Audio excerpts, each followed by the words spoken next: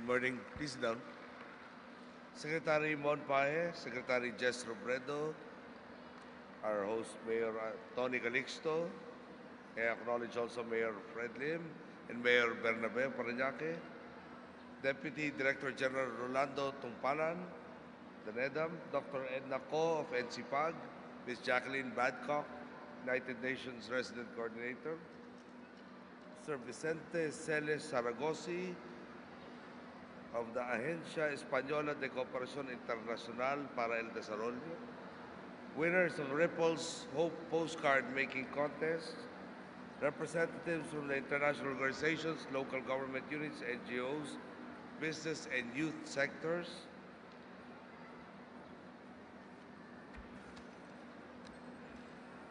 of course, our heroes today, Congressman, Deputy Speaker Erin Tañada and Congresswoman Bernadette Herrera C., Governor Adolf Edward Plaza, Mayor Oña, Mayor Flora Villarosa, Mayor Leonida A. Angkap, Mayor Edelberto Ayuban, Mayor Felix Manzano, Mayor Joselito Talaid, Mayor Minerva Casinabe, Mayor Rodito Rafisura, Mayor Redentor Salvalion, mga minamahal ko pong kababayan, magandang umaga po sa inyo lahat.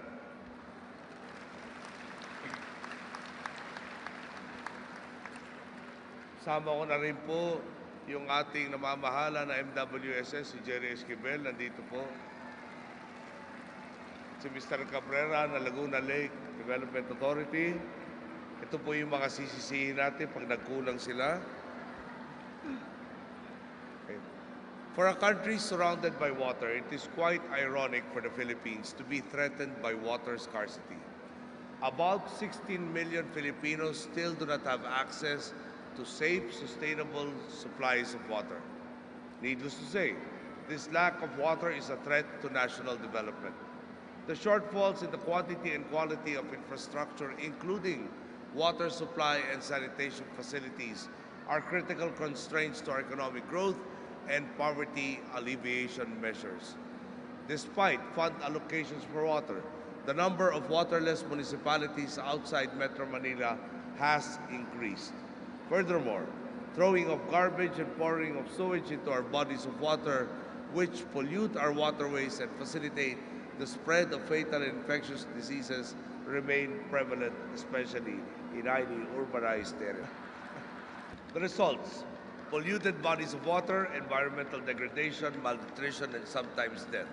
In short, despite being an archipelago, we are a nation thirsty for clean, potable water and a nation thirsty for change. Today, as we celebrate World Water Day 2011, we have for the moment quenched this thirst. Through the joint effort, the National Economic and Development Authority, the National Water Resources Board, and the Department of Interior and Local Government, we have edged closer to fulfilling the advocacies of the Millennium Development Goal Achievement Program. As we work to enhance the delivery of water to 36 waterless municipalities in 12 provinces, we did not only increase the projected investments in water supply for waterless communities, we ultimately improved their health and sanitation. These recommendations that have been gathered are important. Our LGUs and key officials in government will be equipped with knowledge they need to combat water scarcity, specifically developing, operating, and managing their own potable water utilities. In short, despite the many challenges, we are consolidating efforts to reach our common goal of allowing each and every Filipino access to safe and clean drinking water. You have also raised public awareness on water supply, sanitation, and environmental issues through activities such as the Water is Life to Be Student Digital Short Film Festival and the Ripples of Hope postcard campaign. This is an equally important endeavor on your part, since we also need the help of the public as we respond to these concerns. On behalf of the Filipino people, thank you. Your efforts show how your projects run parallel to the government's commitment to provide clean and safe drinking water to around 16 more million Filipinos. You have given this administration the strength to initiate policy reforms and to build local capacities. encouraging investments in improving water facilities. But difficult as it may be, this is only the beginning. In order to fast-track the implementation of public-private partnership programs and projects, we have created the PPP Center by virtue of Executive Order Number 8. Some of you may not be aware that aside from our airport and highway projects, we also have a number of PPP projects that are geared towards improving our water mechanisms. We have the Balog-Balog Multipurpose Project Phase 2 in Tarlac and the Halaur River Multipurpose Project Stage 2 in Panay, among others. But again, as this is only the beginning, we hope to come up with more water-related projects that we can put up for bidding. More than what we have already mentioned, however, we must also focus on the protection and regulation of water for present and future needs.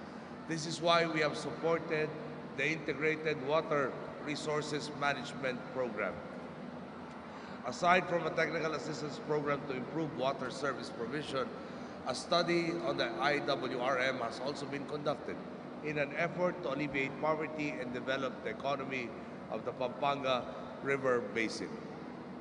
The NWRB is also reviewing the Water Code of the Philippines and finalizing its amendments to make it more responsive to the changing needs of Filipinos.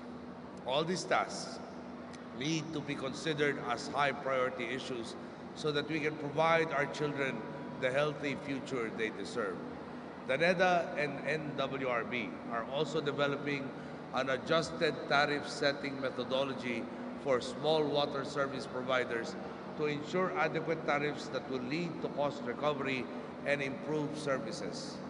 Another critical success factor is the development of a cost recovery system that not only recovers the costs of service provisions, but one that also generates profits.